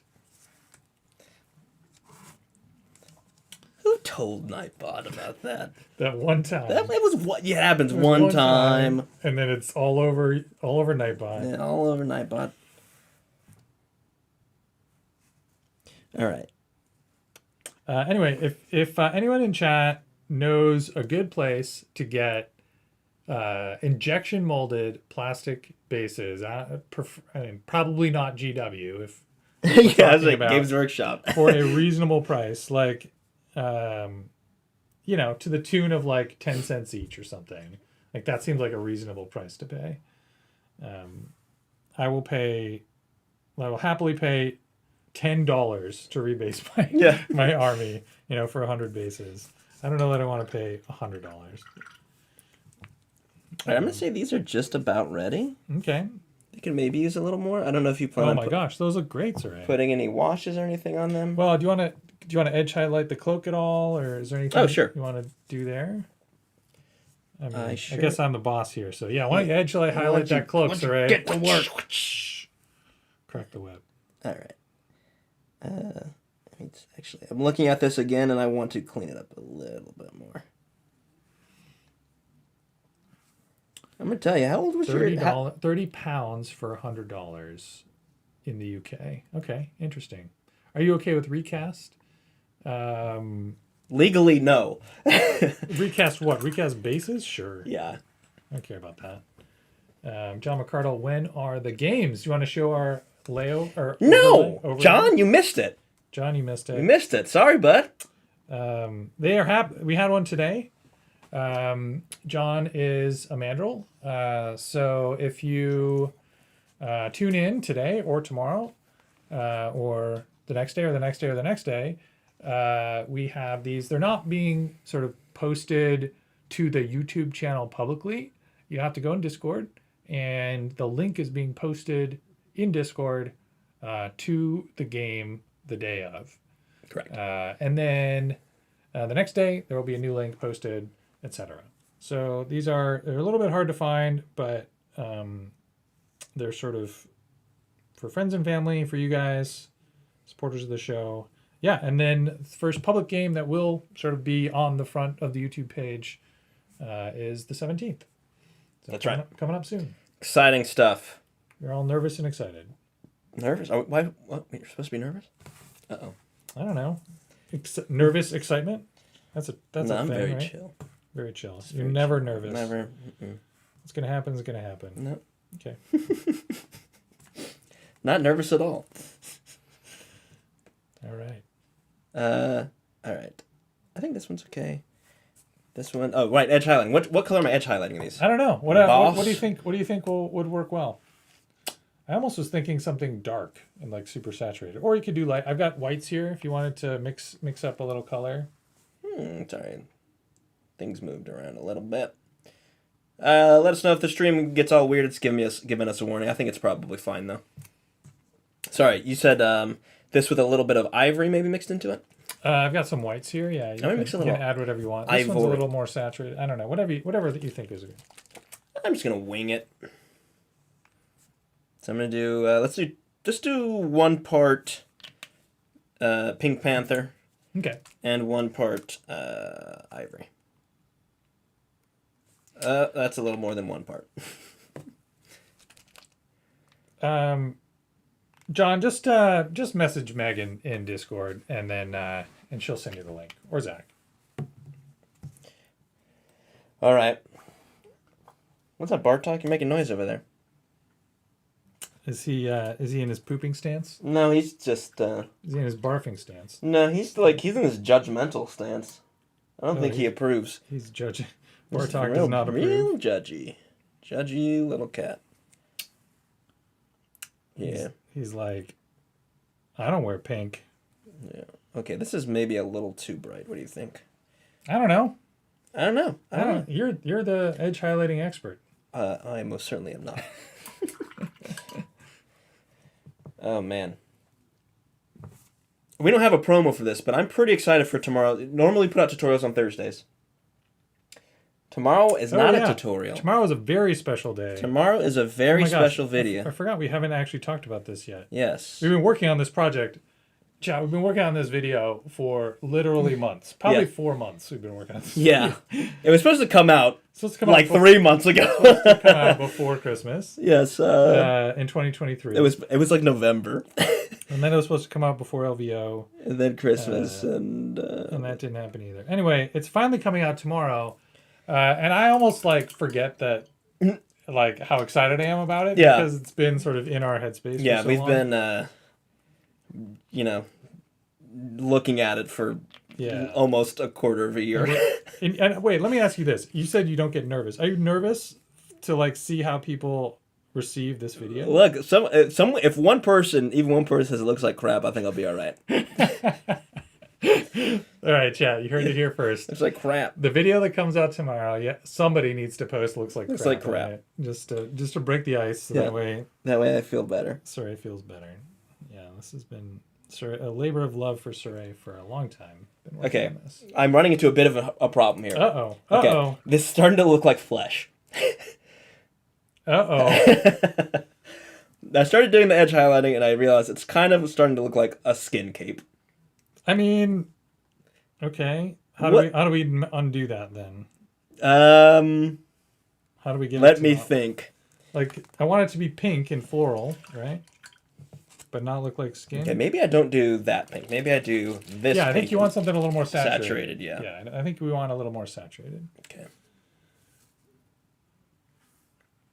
But anyway, there's a video coming out tomorrow. I've been working on it for a long time. This is a collaboration between Saray and I. We think it's cool. We hope you guys like it.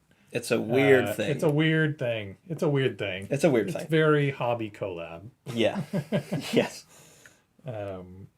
But it's gonna be neat. Well, we say it's very hobby collab. We've never quite done anything like that. It corresponds. It very closely aligns to our vision, our values, and vision channel. for the channel. Yeah, exactly. Yeah, that's a great. Yeah, that's true. So please tune in tomorrow. Are you going to do a premiere? I think I am going to do premiere. Okay. We don't have it up yet because Actually, sorry. Zach, can you work on the thumbnail? Yeah, If you're watching this, Zach, can you work on the thumbnail, please? I started one. Can you just, like, tune it up, please? That would be great. Thank you. Okay, this is better. it's better. Yeah. Yeah. I think yeah, we want to use the desaturated pink sparingly. Yes. There we go. All right, I'm touching up around the bow, around his hand.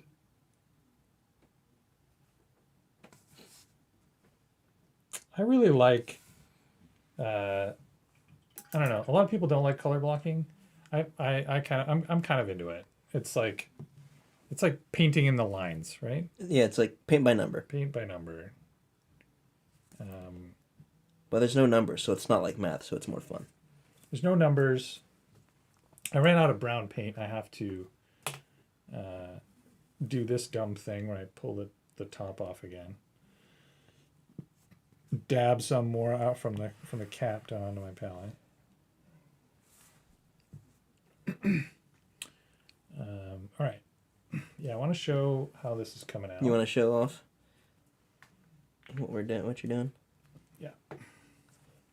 Lumix. All right. So I've got here we're doing the. I'm just trying to touch up where the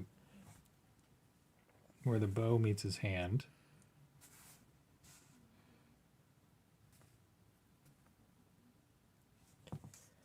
I'm just doing some edge highlighting. There we go. Okay. Yeah,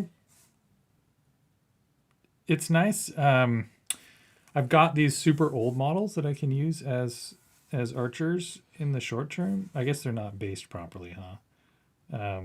But I have this motivation to, because the sculpts are so awful and old. I'm motivated to get the new ones on the table as soon as possible. But I'm not, I don't feel the same pressure to like, oh, I have to paint these to play with them kind of thing, because I've got the old ones, Bartok's trying to get out, I think. Bartok wants out. I will deal with him. Bartok says he's sick of it. He's like, I can't handle this Bartok, anymore. I'm letting you out. Let's go. All right. So I'm at a point now with these that I think I'm basically ready. I'm ready to start doing the contrasts.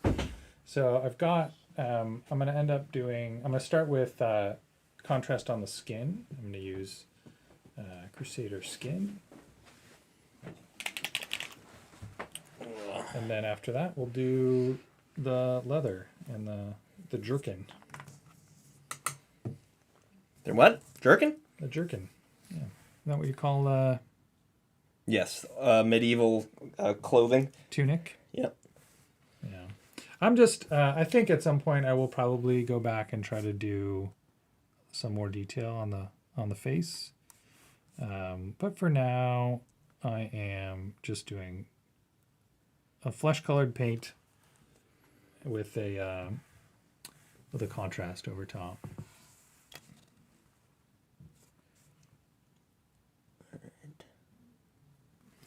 And that's going to be my good enough for now. Good enough. And then we'll come back to the face later, I think. Another time. Another time, yeah.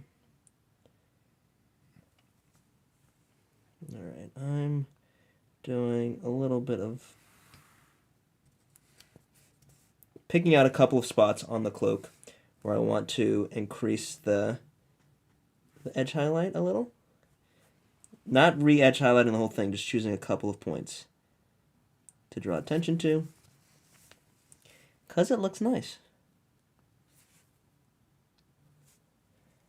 Alright. Cool. Alright. So. How do you decide where to edge highlight on a cloak? Because there's like a few hard edges that are obvious. Yeah. Right? But many of the edges are soft. Yeah. I guess I just focus on the hard edges. On the hard edges, yeah, that makes sense. And then when I do this, what I'm doing now, which is applying a second and actually third layer of highlighting, I don't apply it to those. Okay. So you kind of have this scale of intensity, or I guess in this case, value, for the sharpest points. I'll show you what I mean in a second.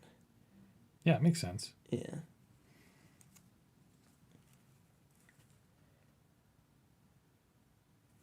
All right, there it goes. Basically doing like pure ivory at this point. Mm-hmm. But it's only a very small area.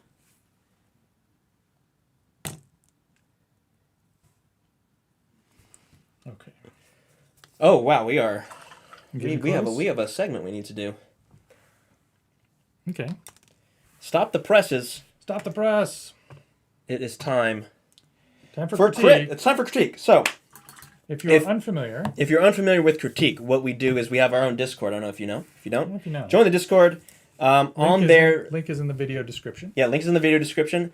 There is a section, channel on the Discord called Hobby Critique, and in there you can post your models and ask for critique. In there you can ask for a specific critique or general critique. And every once in a while, well, I say every once in a while, every week we choose one model to critique on stream. Yeah. So if you want your model critiqued on stream, put it in there.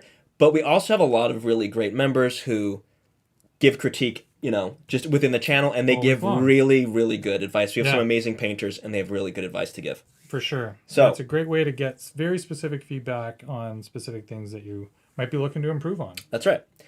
So this week we've got Broken Chef. Broken Chef, long time, not first time, definitely not his first time on critique.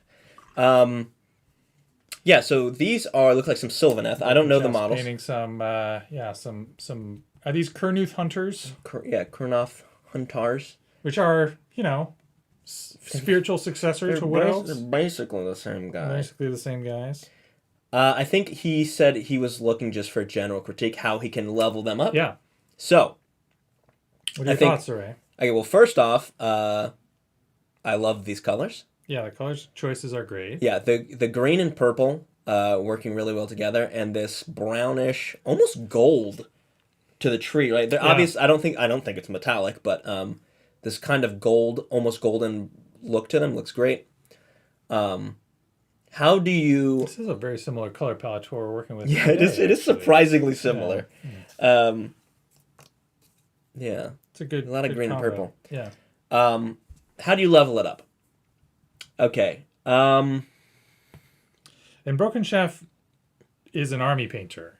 He is not looking to maybe he is, but I think normally he's not looking so much to sort of enter competition pieces, more so just to increase the overall level of paint quality across an entire army. Yes. So I'm going to suggest that we tailor our advice to suggestions that he can implement. Yes, unless if you are in chat, Broken Chef, if you have, unless you are looking to bring this to competition level, put that. But we're going to assume you are army painting, trying to upgrade your army painting. Yeah. So, I think it's the classic, bring everything up a level. It literally, right? So literally level it up. Literally, increase the. I said it. We're leveling it up. So when I look at this, I'm looking at the bows first, the purple bows. Choose a couple of points. You can actually see, based on the lighting of the models, where the highlights want to go. Yep. Right. Look at the curve of the bows. Look at the area before it curls back around. Is there a way for me to show this? There is not. Okay. There's the parts of the bows on the ends of the bows that go like this, right? They have these curls. Right here, this section, highlight that. And it doesn't have to be an intense highlight. You can even do this with an airbrush if you're precise enough. Add a little bit of, I want to say like pale yellow to that purple, and just very, almost like a glaze, bring up the purple a little bit. Yeah. Same thing with the tips of the arrows. I want to see that highlighted, just to draw a little more attention to it. I think that's mostly it for like the actual models themselves. I would like to see their model, the eyes model, excuse me, their eyes on the models pop a little more. I think you could increase the saturation with maybe some more yellowy greens inside. Sure, yeah. So I would like to see, increase the saturation on the eyes with a green yellow, and the bases. I think the bases actually look really good. Bases are good, yeah. But if you wanted to level them up, I would do two things. There are two or three things. Get a low viscosity wash that's either enamel or oil, and just cover the base with that. Heavily thinned down, so it mostly like seeps into the Right. recesses. And then do a dry brush Yeah, afterwards. and you can either do a dry brush or pigment powder. And if you never use pigment powder, I think it would be great on here. Pigment powder would be a great way to easily and quickly add to a Sylvaneth army. Yeah. I think, yeah. A little bit of pigment powder. You can probably find some ochres. Obviously, you want to stick to like lighter earthy colors, like yellow ochre would be a good one. And then along with that wash, put a wash inside of those tufts in the center. Oh, interesting. I've never tried that before. Yeah, it's kind of, you don't really think about it, but putting shade in the center of your tuft and so that it seeps down into the center, it just gives it a little more dimension. Interesting. Yeah. So that's what I've got to say. That. Yeah. My thoughts, Broken Chef. I would suggest, it looks like you have a highlight color on the purple. I would go with and not so much. I mean, I like Suri's suggestion of highlighting the bow, but I was gonna suggest highlighting the leaves on the purple branches. Yeah. So if you were to like go with something that is even brighter, either a really light pink or even adding some yellow there might be a nice touch. The other thing I was gonna suggest. Was some kind of, I don't know if you want to try weathering, but yeah, Suri's suggestion of pigment powders, really good. Also, I know you own an airbrush. I'm curious if you have tried airbrushing after doing your brush paint work. So a lot of us think of the airbrush as a thing that you do in the beginning, to lay down some base colors, and then you go in with a bristle brush to do the detail work. But going back and doing, a few steps later in the process with the airbrush, either OSL or sort of adjusting tonal or values with, like an airbrushed wash around the base to add some like green tones or sepia, or even just, an airbrushed Nuln Oil to bring things down in the shadows. Yeah. Or like we were saying, OSL. Can be a cool way to sort of make, and I struggle to sort of remember to do this as well. It's like it's a thing that it's easy to forget, that the airbrush doesn't have to only be used as a first step. Yeah. So that would be my suggestion, is try to add some elements of visual interest with some highlights applied with the airbrush.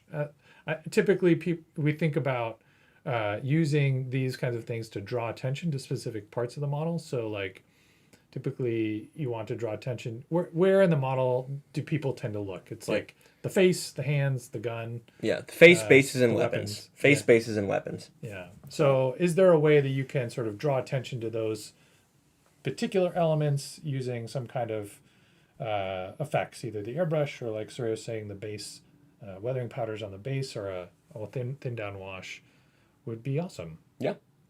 But other than that, I mean, I think the models look great. I really like the purple and green and this brown. I think it's working super well. Yeah.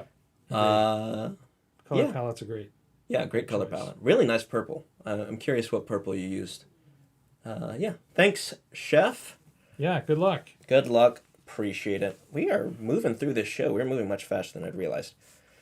It is 6:15. We're going to be closing up in about 14 minutes. So if you have any last 14 minutes, things you want to ask, chat, do whatever, just know that we are going to be closing up relatively soon.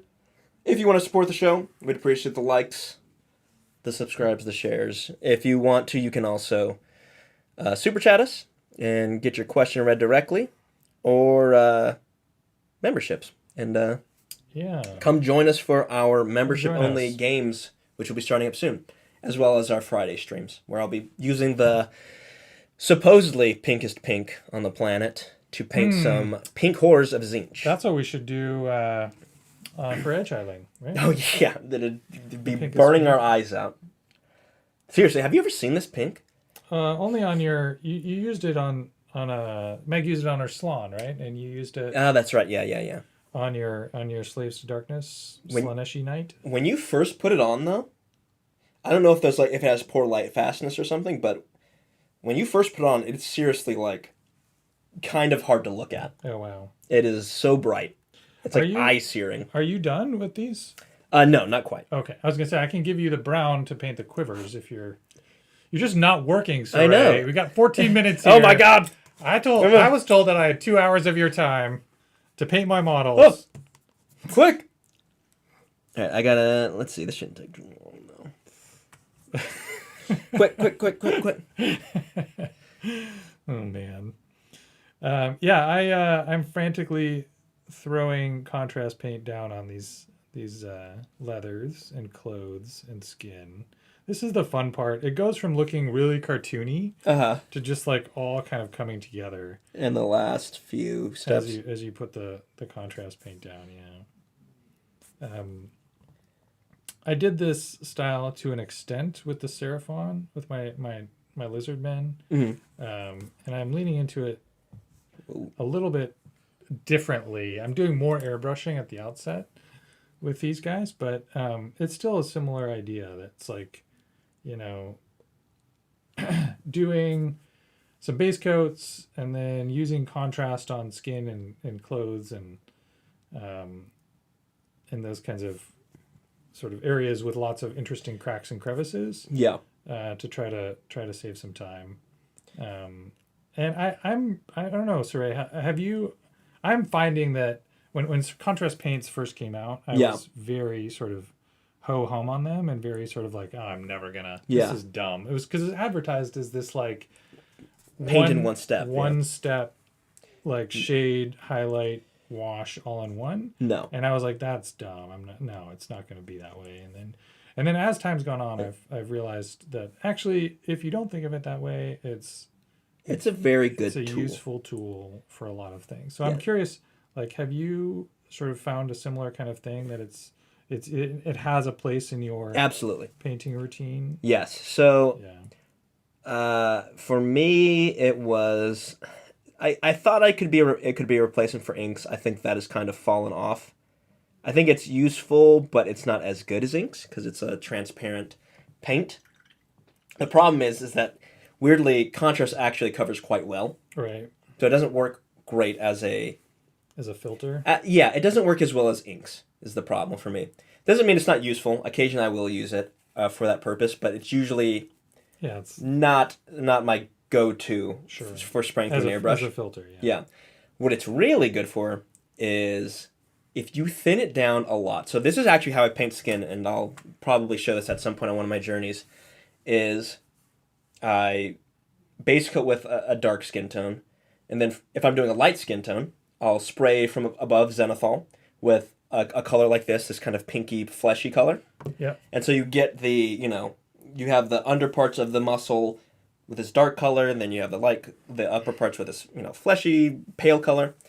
If you get a flesh wash, like Gilliman flesh, and you thin it down to 5, maybe 8 parts medium, 1 part wash. Oh, wow, okay. And you apply it over the entire model, it looks... Over the entire model? Well, over the skin. Over the skin, oh, yeah, okay. I think it does a great job of giving,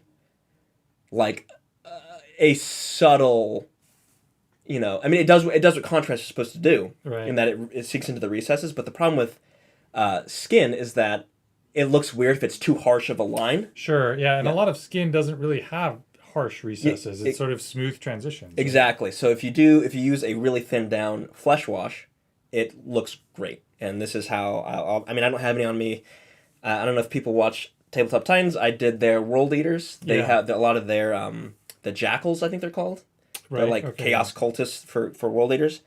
That was all airbrush and then a very thin contrast, and I think they came out like great. Probably some of the best skin I've ever painted. That's awesome. It's very simple.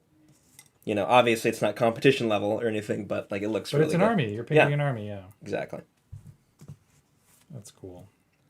All right, can I steal the camera a little bit? You certainly can. Okay. Kick off. You're encroaching here. All your Sorry. Your I can't work in this lack of space now. Okay, so we are. I'm just doing. There's a bottle cap here. Oh, sorry. Yeah. So I'm just. So I've got these two. You can see his pants, and his boot are two different colors of. Sort of khaki or brown, and I'm just putting the same.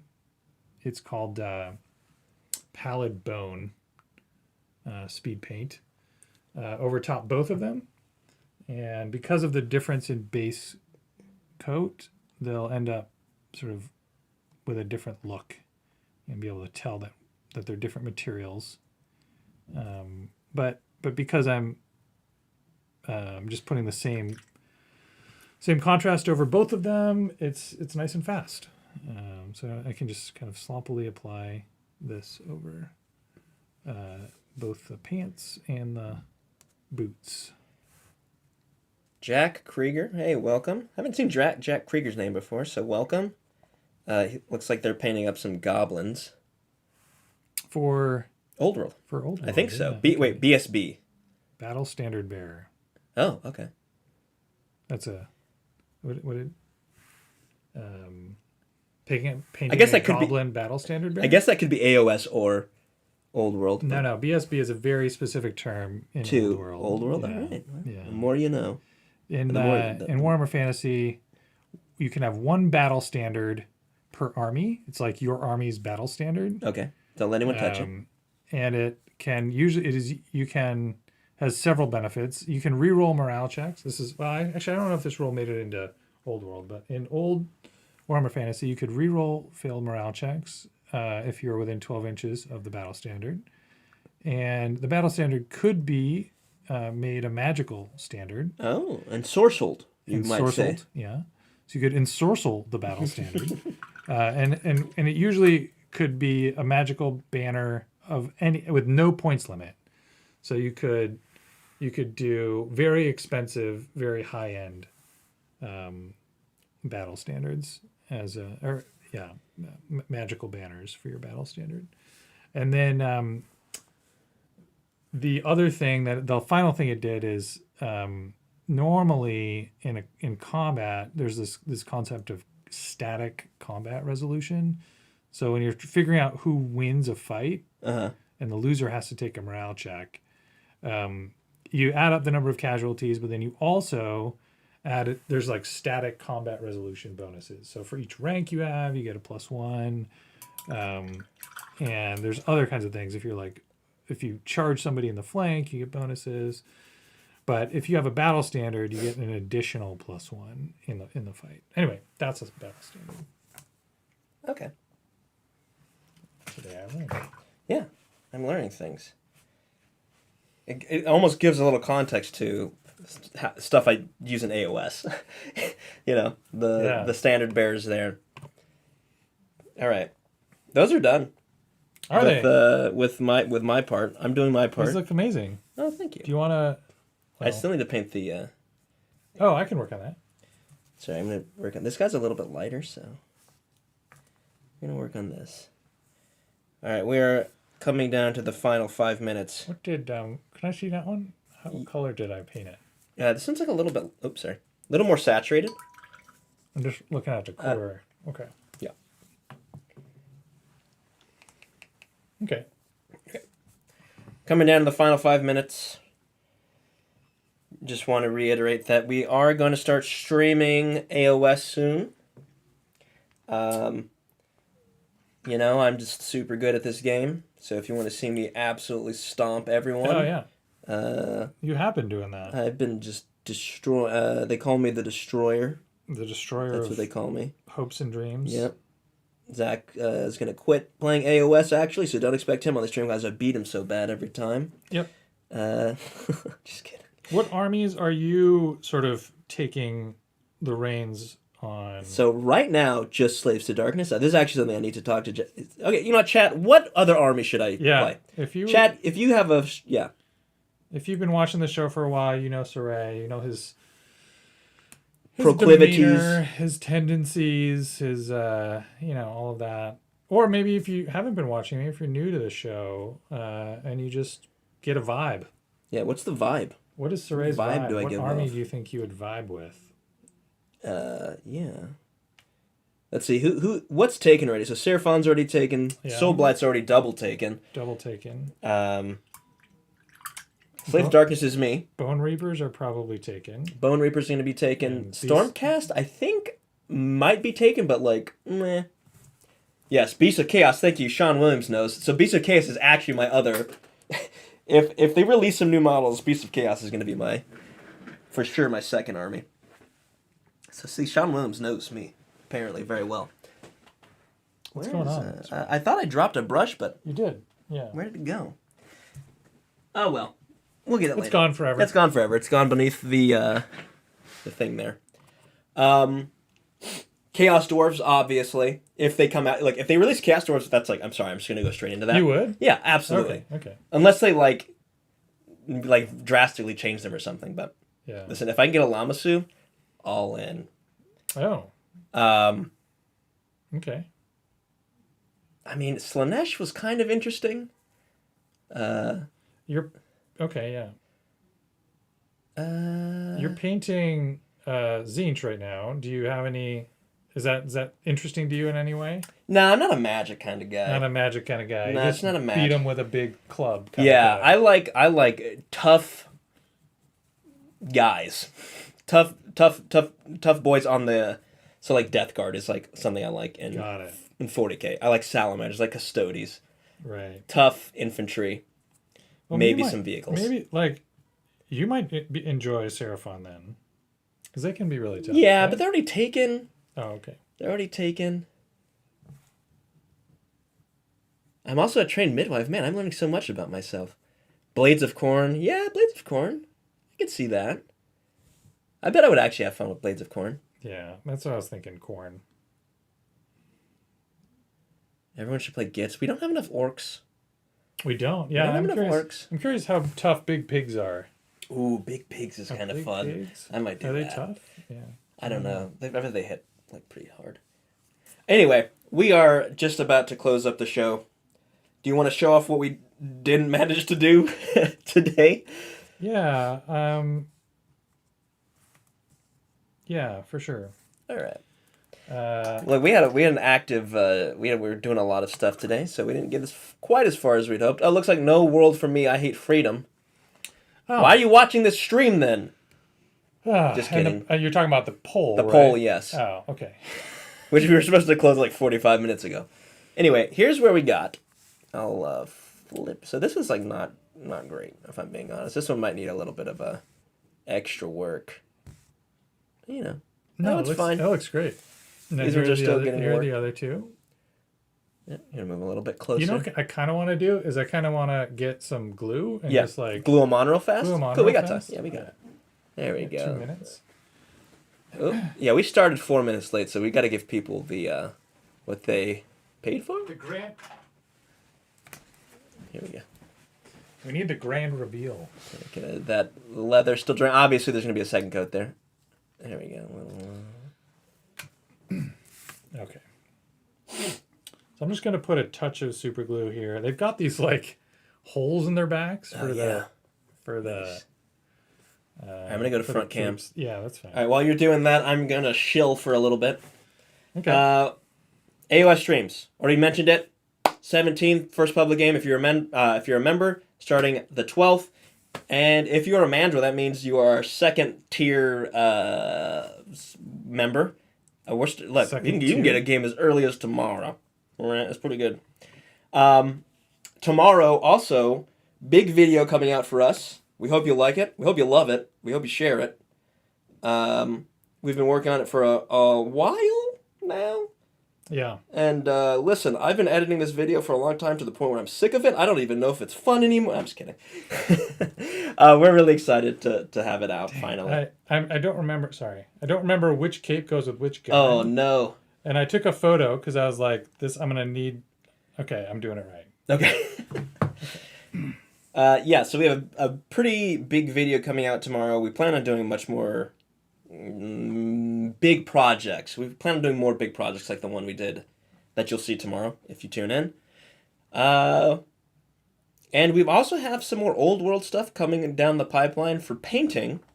We don't know exactly what that's going to be yet, but we're going to have Brett go through his drawers to see what he can find. If you are excited for old, I'm gonna con more of the Hobby Collab cast into painting my models for me. That's right. All right, let's take a look at this. No. Oh, okay. I've got more to do. No one look. Sorry. No one look. We got one more to do. Two more to do. Yeah. All right. Actually, I'm gonna do this guy first. Beasts of Chaos. Yeah, I mean, look, if they come out with new dragon ogres, oh yeah, it's a done deal. Unless they look bad. But no, they're not going to look bad. When has a new GW model ever looked bad? Desolation Marines. Desolation. Invader ATV. Touche. In my opinion, I'm about to make some people angry. Yeah. A lot of the Leagues of Votann. A lot of the Leagues of Votann. It's okay. Leagues of Votann actually don't look bad. They're just not my. I just don't like the aesthetic of them. Yeah. Actually, they are actually good models. What specifically don't you? I'm curious. What specifically don't you? It's not that I don't like the way they look. It's that I wish that they had leaned more into the classic. Direction? Okay. Have you seen the squats from Necromunda? Yeah. That's like the guys with the egg heads. Yeah. They look like little eggs. They look like little hard-boiled eggs. That's what I want squats to look like. Okay, so you wanted more nostalgic. I want goofy dwarf miners. All right, these look All right. These look 100 times better than I thought. I had a cool paint. This is the first time I'm seeing this for my, I didn't do any, these are the test models. These are the test models. This is test models. And I love this. I am so happy with how these came out. Yeah, let's get them a tribe pose. Let's get them like that, yeah. They're going to scooch in this way. Oh, no, you're right. There we go. I love this color combo. It's a great combo. It looks awesome. I'm super into the runes that you did on the backs. Ooh, I'm going too far. Yeah, we're going to go back. There we go. Oh my gosh, they look so good. I'm loving this. This is so great. Thank you for working with me on these. Yeah, of course. We'll continue to touch them up. They're not done yet. I've got to do the metallics on the bows on the other two and get the faces up to par and finish the quivers, etc., etc. Yeah, these are work in progress test models, but they are looking awesome. The colors. The color choice. This is mostly just about sort of verifying that the color choices work and the techniques work, building out a recipe. Yep. For all of these things, so that this is the core troop for this army. So I'm going to be doing a lot of these guys. Yeah. I'm excited to this validates a lot of those choices and decisions. I'm excited about it. Yeah, they look awesome. Cool. Thanks for joining us, guys. Yeah, thank you. Sean Williams, please don't put that evil out into the existence. Please don't do that. Brett was a green beret and his final kill count is classified. Oh, wow. It's at least something. Yeah, he's saying that he hopes they don't do the Votanization of the Chaos Dwarfs. So please, I don't want that to happen either. Anyway, we're done. Streaming soon. Video tomorrow. We got to go eat dinner. So, as we like to say around here, be kind to yourself, be kind to each other, and always be creating. See you guys later. Bye-bye. Have a good night. Bye-bye. Oh, wait, sorry. Mandrills. Vamp. Thanks, Mandrills. Yes, thank you, Mandrills. Sorry, this is something I always forget to do. So, look, I gotta make sure that these people get their due. So we're just gonna sit here in silence. We're gonna sit here in awkward silence and stare into your loving and supporting eyes, Mandrills. They can look right in there. Thank you for your support. Did it restart? Yeah, it did. All right, bye. Bye-bye.